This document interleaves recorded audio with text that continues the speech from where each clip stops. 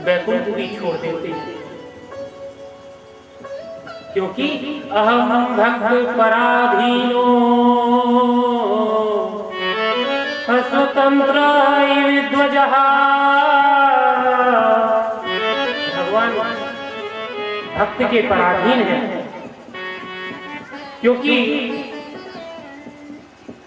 भगवान स्वतंत्र नहीं है। भगवान कहते हैं कि मैं स्वतंत्र नहीं हूं, मैं भक्त के पराधीन हूं।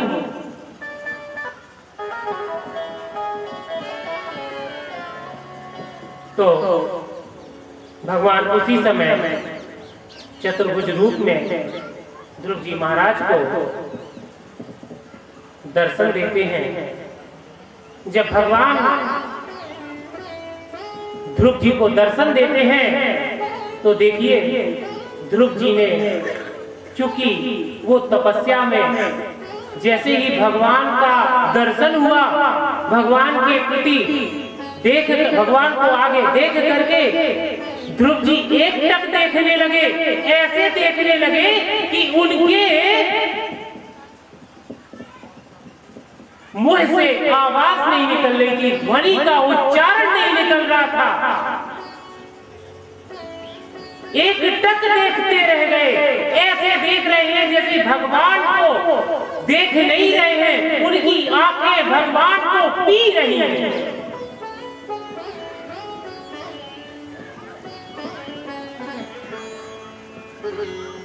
तद दर्शनेन स्वागता साधुसता साधुसाचिताम् भवन्तांगं विनम्य दंडवत इष्टुमन्निवासे भुजे वासिलस्यन्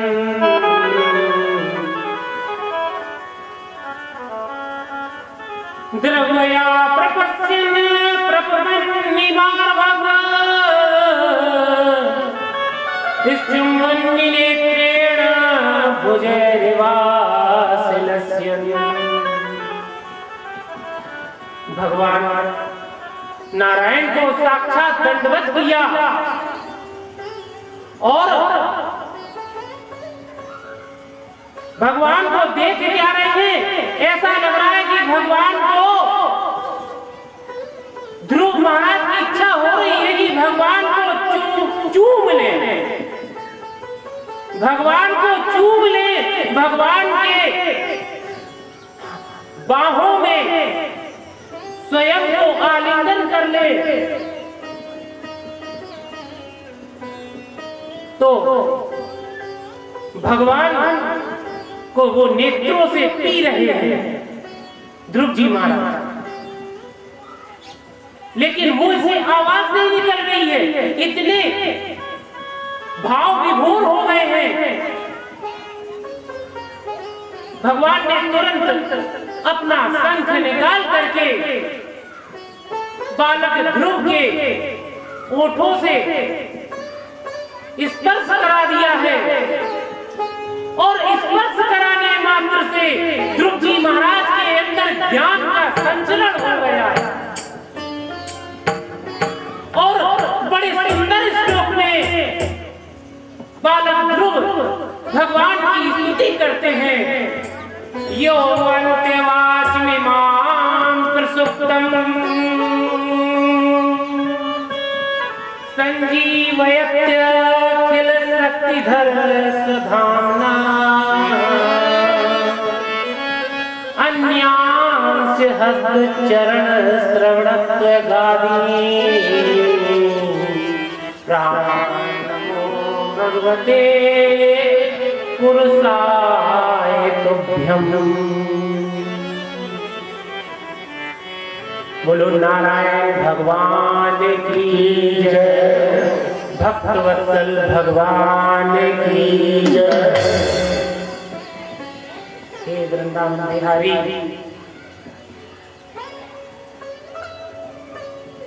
आप इसी प्रकार से सभी भक्तों पर कृपा करते रहना, क्योंकि जो हमारे बाके बिहारी को को अपने अंतर्मन से पुकारता है, वो अपने भक्तों के लिए तो नंगे पैर ही दौड़ पड़ते हैं। जब ग्राह्य ने पुकारा, जब गज ने पुकारा, तो भगवान लक्ष्मी को भी त्याग करके नंगे पैर दौड़कर चले आए। सुदामा ने पुकारा तो भगवान अपने महलों को छोड़ करके दौड़े चले आए। और यहाँ जब हमारे बालक ध्रुव जी महाराज ने पुकारा तो भगवान तत्क्षण वैकुंठ को छोड़ करके वहां बालक ध्रुव के सामने प्रकट हो गए। और शाम समाने सरकार बना दो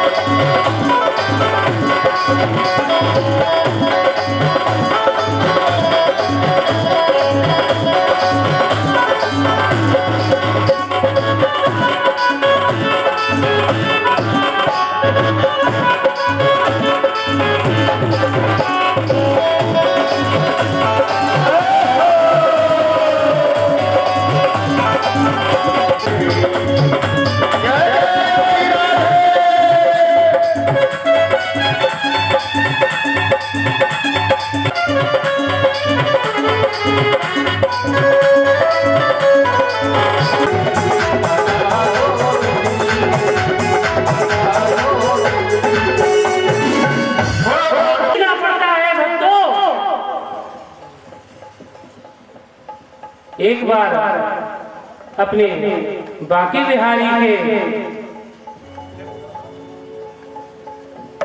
लिए तो नृत्य करना बहुत आवश्यक है। देखिए आगे तो देखिए भगवान भक्त के पराधीन है। अहम भक्त पराधीनो अस्वतंत्र इवेद्वजः साधुर्भिर्ग्रस्त हृदयो भक्तेर्भक्तो जना प्रिया नाहमन्मात्मान मनसा से मद भक्ते साधुभिर्विना प्रियं चाप्यतन्ति ब्रह्मणि सांगतिरहं परा ये दारागार पुत्राप्तारं प्राणान्वाचि विभं परं हित्वा मा शरणं याता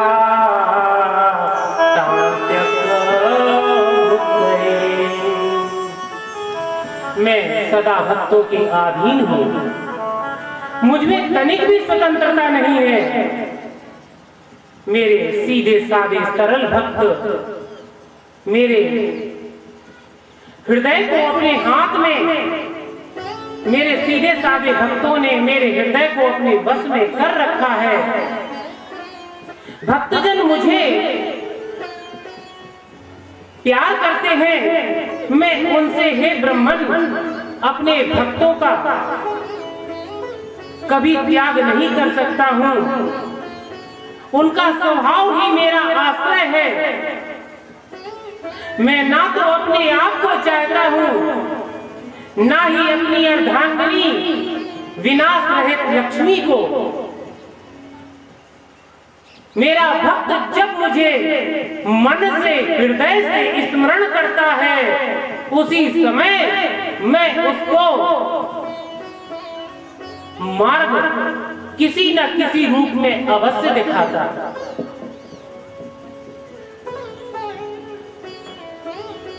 पृथ्वी बोली मैं बड़ी, पृथ्वी बोली मैं बड़ी, जो धारो सकल संसार। शेष बोले मैं बड़ा, जो पृथ्वी सर लई उठा।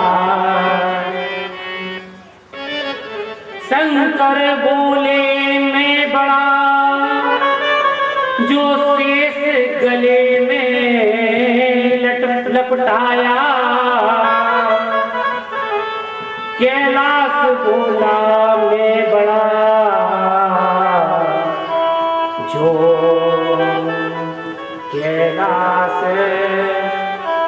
कैलाश बोला मैं बड़ा, जो शंकर शीश चढ़ाया।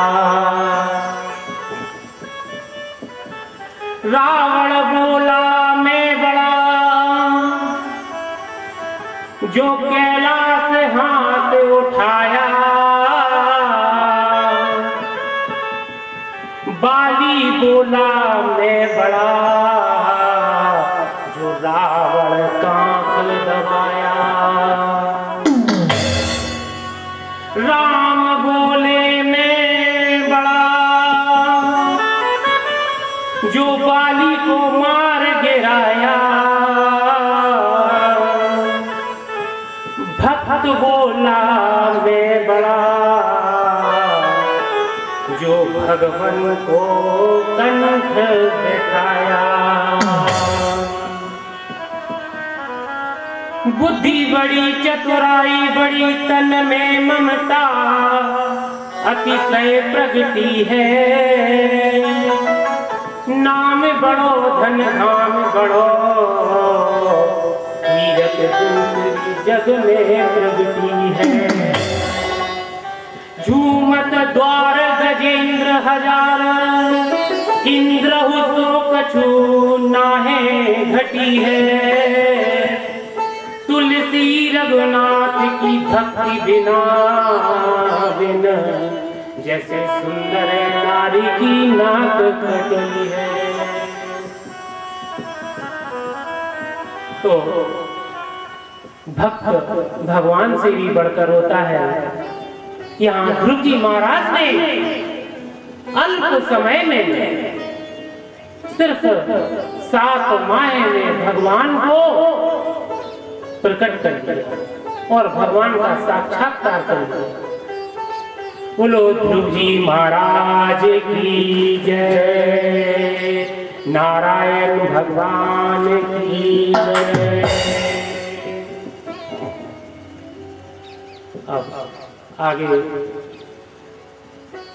वेन की कथा आती है। राजा पृथु की कथा आती है। भगवान सुखदेव जी महाराज वेन का चरित्र कहा। पृथु के बारे में राजा परीक्षित को बताया।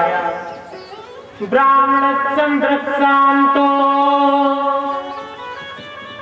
दीनानां संपेक्षकः,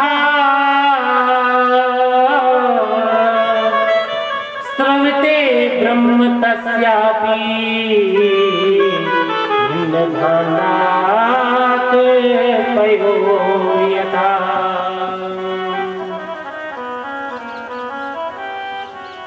अथ तस्य पुनर्विप्रेर पुत्रस्य महीपते बाहुभ्यां मध्यमानाभ्यां मिथुनं समुपद्रत।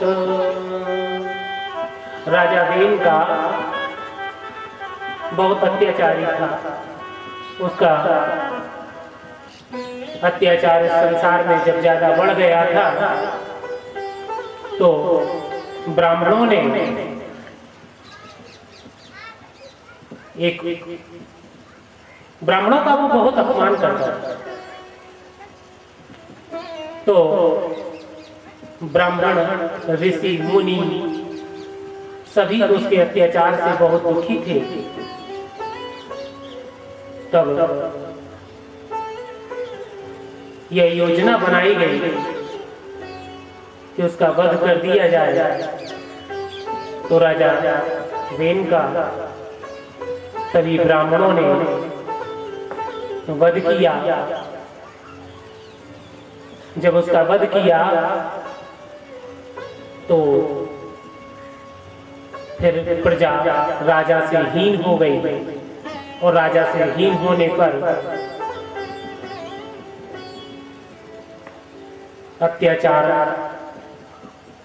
अत्याचारी पापी लोग जो होते हैं वो और स्वतंत्र हो जाते हैं, क्योंकि जब दंड नहीं होता है तो अत्याचार बढ़ते ही हैं, चोर डाकुओं का की वृद्धि हो जाती है।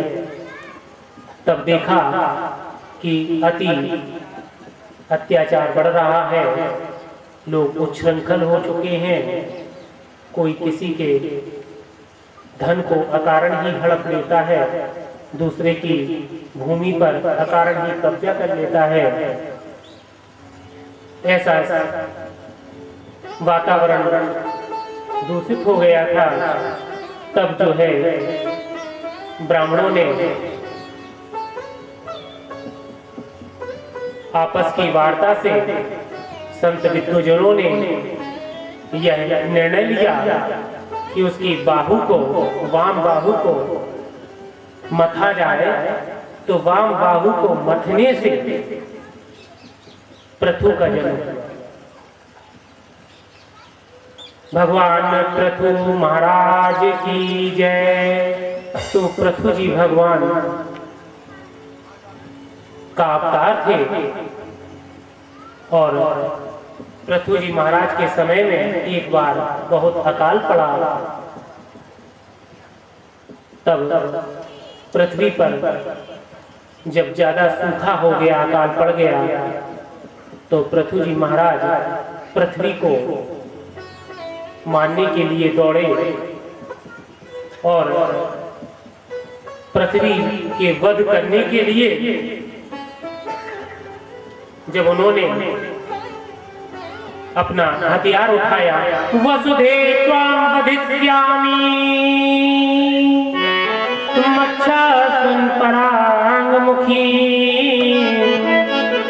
भागम बरहसी या व्रंगते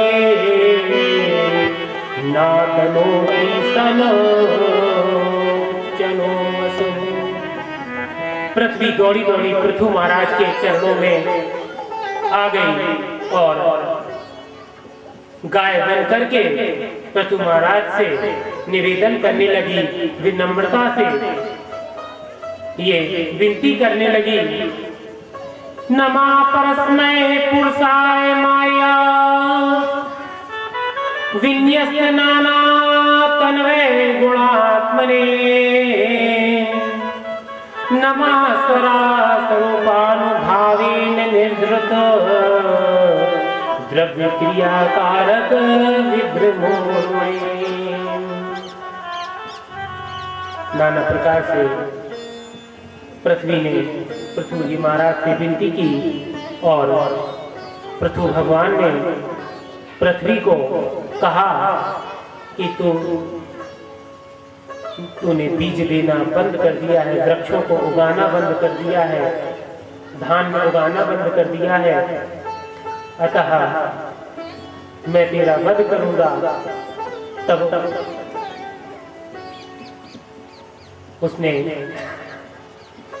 पृथ्वी महाराज पति देवी ने महाराज पृथु को उपाय बताया कि यदि तुम वत्स बन करके मेरे स्तनों को, यानी गाय के स्तनों को दोहोगे, तो उससे मैं फिर से इस तरीके से पृथ्वी को सस्य श्यामला कर दूंगी, और प्रचुर धन संपत्ति से इस पृथ्वी को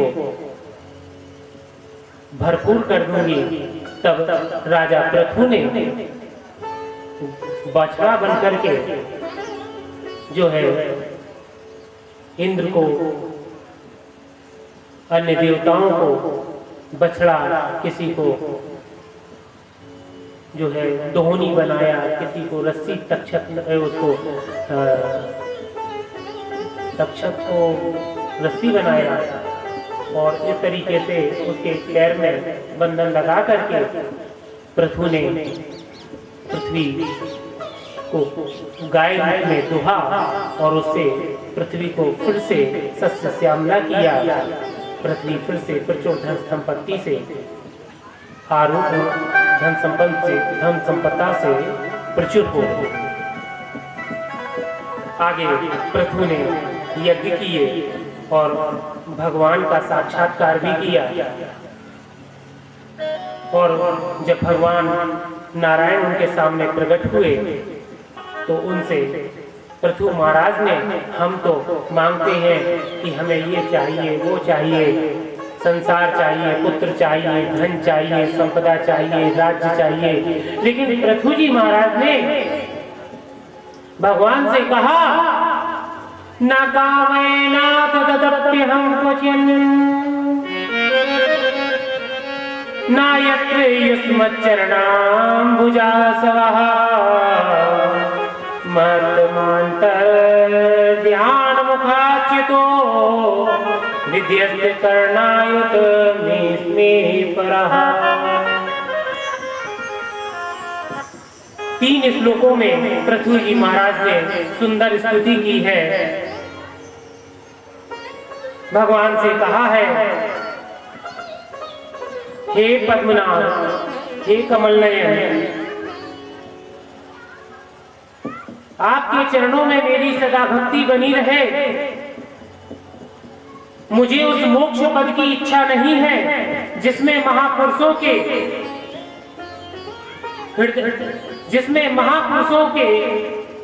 हृदय से उनके मुख द्वारा निकला हुआ आपके चरण कमलों का मकरंद नहीं है, जहां आपकी कीर्ति कथा सुनने का सुख नहीं मिलता। इसलिए मेरी तो यही इच्छा है कि हे प्रभु, मुझे 1 नहीं, 2 नहीं, 10 नहीं, 100 नहीं, 10,000 कान मुझे दीजिए कि लगातार मैं आपके ही कथा को सुनता रहूं।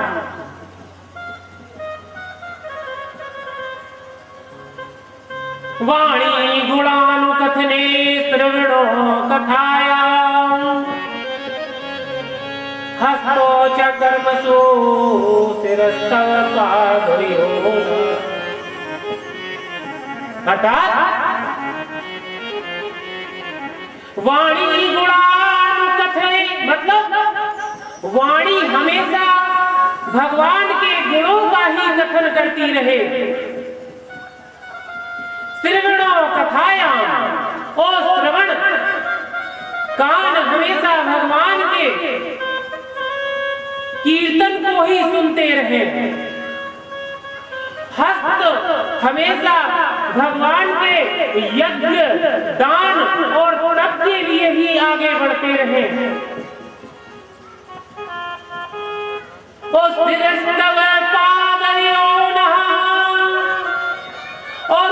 हमेशा भगवान के चरणों में झुका रहे। इस तरह से महाराज पृथु ने भगवान के श्री चरणों में प्रणाम किया और उनसे याचना की, साउत्तम श्लोक महन मुखच्चितो भगवत पदाम्बोज सुधा कणानिलः स्मृति पुनर्विस्मृति तत्त्ववर्पणा कुयो नो वित्रत्यनं यशास्त्रवा सुकृतया संगमे यद्रक्षा चोक शृणोति मे सुकृत कथं गुणाग्रो विर्मे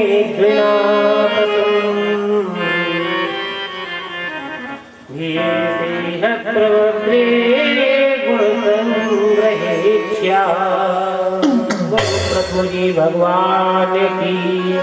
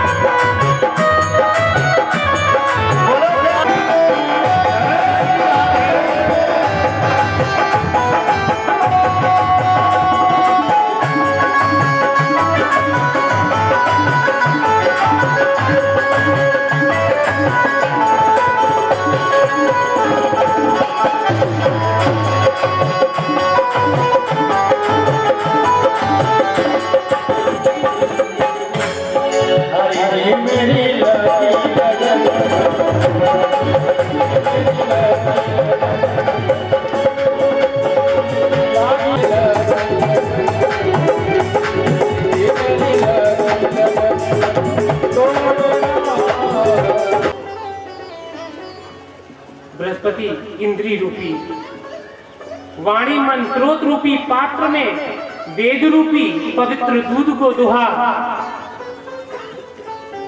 देवताओं में इंद्र जो है अमृत मनोबल इंद्री बल शारीरिक बल स्वर्ग रूपी पात्र से दुहा। दैत्यों में प्रहलाद ने मदिरा और आसव ताड़ी लोहे के पात्र में दुहा। गंधर्वों और अप्सराओं ने विश्वावसु को आगे करके कमल रूपी पात्र में संगीत माधुर और सौंदर्य रूपी दूध को दुहा। फिर राजा पृथु ने धनुष की नोक से पर्वतों को फोड़कर इस सारे भूमंडल को प्रायः समतल किया, उपजाऊ बनाया और गांव कस्बे नगर दुर्ग अहीरों की बस्तियों पशुओं को रहने के लिए स्थान और छावनियां खाने के लिए किसानों के गांव और पहाड़ों की तलहटी में गांव बसाए। महाराज पृथु ने 100 अश्वमेध यज्ञ किए। उनके पुत्र का नाम विजितास्त्र था।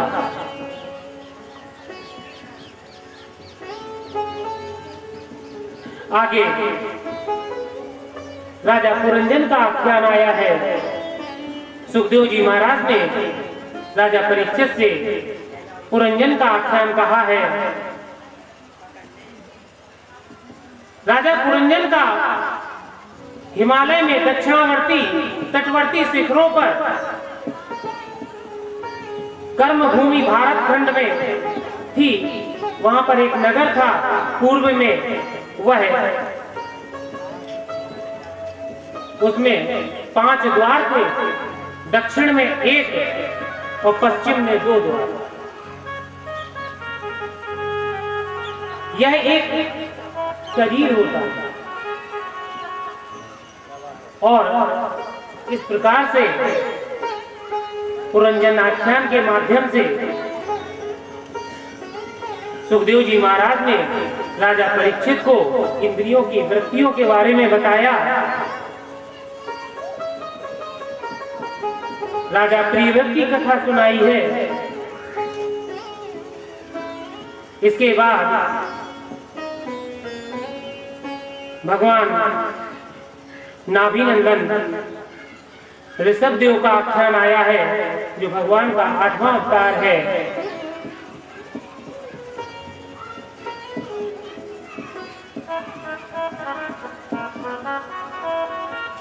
राजा नाभि मेरु देवी के राजा नाभि की मेरु देवी नाम की पत्नी से ऋषभदेव का जन्म हुआ है। भगवान ऋषभदेव जैन धर्म के प्रवर्तक भी हैं, आदि प्रवर्तक भी हैं, और ऋषभदेव विष्णु भगवान का 8वां अवतार माने गए हैं।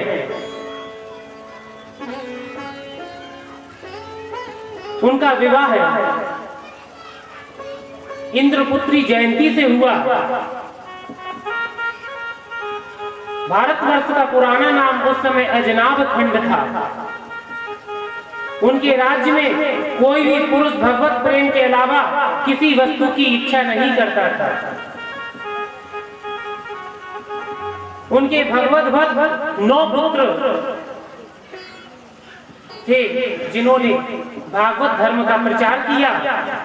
उनकी 11वें स्कंध में कथा आएगी। शेष 81 पुत्र पिता की आज्ञा पालन करते हुए महान वेदज्ञ ब्राह्मण बन गए, और 9 जो शेष बचे वो 9 द्वीपों के स्वामी हुए। एक पुत्र जो भरत था, उसके सुमति नाम का पुत्र हुआ। गुरुन् स स्यात् तुजनो न स्यात्, पिता न स स्यात्, जनी न स स्यात्, देवं न तत्स्याम्य क्वचिश्च स्यात्, नमोचेधा समुपेत मृत्युम्। जो अपने प्रिय संबंधियों कुटुंबियों को भगवत भक्ति का उपदेश देकर मृत्यु की प्यास सांस से नहीं छुड़ाता है, जो अपने प्रिय संबंधियों व कुटुंबियों को भगवत भक्ति का उपदेश देकर मृत्यु की सांस से नहीं छुड़ाता है, वह गुरु नहीं, वह स्वजन नहीं, वह पिता नहीं, वह माता नहीं है। जड़ चेतन गुण दोष में विष्णु कीन्ह करता, संत हंस गुण गहई पे, पर हरि बार जड़ चेतन जग जीव जग सकल राम में जान। जड़ चेतन मतलब हर वस्तु में, जड़ हो या चेतन हो, जिसमें निर्जीव हो या सजीव हो, जड़ हो या चेतन हो, जग जीव सकल राममय जान। हर वस्तु को राममय जानो। बंधनौ सबके पद कमल, सदा जोरी जुगमान।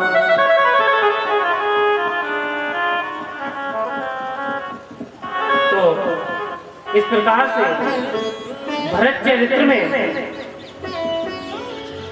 भरतस्तु महाभागवतो यदा, राजा भरत स्वयं भगवान थे, भगवत रूप थे। उनका विवाह विष्णु रूप की कन्या पंचजनी से हुआ। उनके 5 पुत्र थे, सुमति, राष्ट्रभूत, सुदर्शन, आवरण, धूम्रकेतु। एकदां तु महानद्या